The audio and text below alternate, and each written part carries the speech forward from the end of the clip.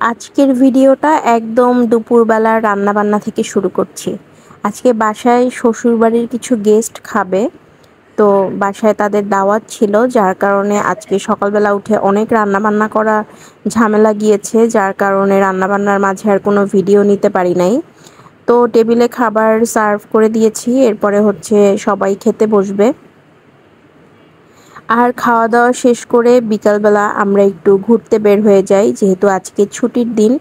তো প্রচুর পরিমাণে গরম ছিল, যার কারণে আমরা একটু 30 গোডাউন যাচ্ছিলাম, নদীর পাড়ে।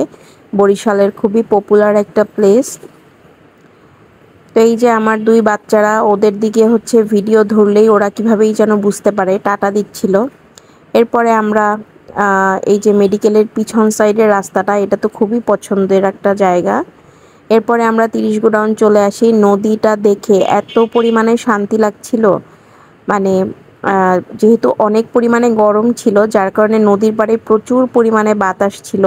মানে এখানে এসে দাঁড়ানোর পরে আমার আর যেতেই ইচ্ছা করছিল না, এবং এই দিনটায় আমরা এখানে অনেক সময় স্টে করেছি। এখানে বসার জন্য একটা চেয়ার ছিল, তো আমরা হচ্ছে এখানে একটা ফেরি ঘাটের মতো ছিল, ওইটার উপরে এসে আমরা একটা টার্মিনালের মতো আর কি, তো এটার উপরে এসে আমরা অনেকক্ষণ দাঁড়িয়েছিলাম। এরপর বাচ্চাদেরকে নিয়ে একটু হাঁটতে বের হলাম, ওদের জন্য বেলুন দেখছিলাম।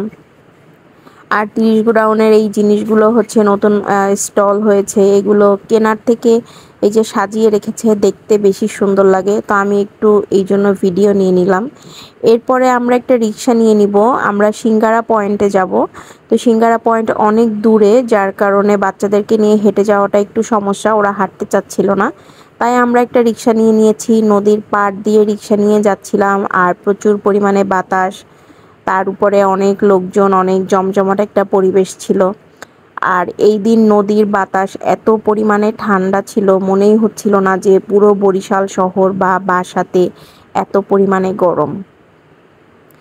তো আমরা রিক্সা নিয়ে তারপরে আবার আমরা আমাদের প্লেসে চলে আসি, যেখানে আমরা এসেছিলাম। ওখানে এসে আমরা কিছু খাবারের অর্ডার করি। খাবারের অর্ডার দিয়ে হচ্ছে আমরা বসে আছি, বসে বসে ওয়েট করছিলাম কখন আমাদের খাবার আসবে। আর এই ফাঁকে আমি কিছু ভিডিও নিচ্ছিলাম। আর এই যে আমার বাচ্চারা, ছুটির দিন আসলেই আমরা একটু ঘোরাঘুরি করব, একটু ঘুরতে যাব ওদেরকে নিয়ে। এই দিন মানে এই সময়টার জন্য আমরা খুব ওয়েট করি, আমাদের বাচ্চারাও খুব অপেক্ষা করে কবে বাবা মাম্মির একটু অফিস ছুটি হবে, তারপর একটু আমরা ঘুরতে যাব। আর এই যে আমাদের খাবার চলে আসছে, আমরা এক একজন এক একটা নিয়েছি, মোটামুটি হালকা টাইপের স্ন্যাক্স নিয়েছি, যেহেতু আমাদের দুপুরবেলা অনেক হেভি ফুড খাওয়া দাওয়া হয়েছে। হালুম থেকে এই মিট বক্সটা নিয়েছিলাম, এটা টাকার তুলনায় প্রচুর পরিমাণে মাংস ছিল, আর এটার টেস্টও অনেক ভালো ছিল। আমি খাবো না করে আমার হাজবেন্ড আমাকে একটু দিয়ে বলছিল খেয়ে দেখো, এটা অনেক মজা লাগছে খেতে।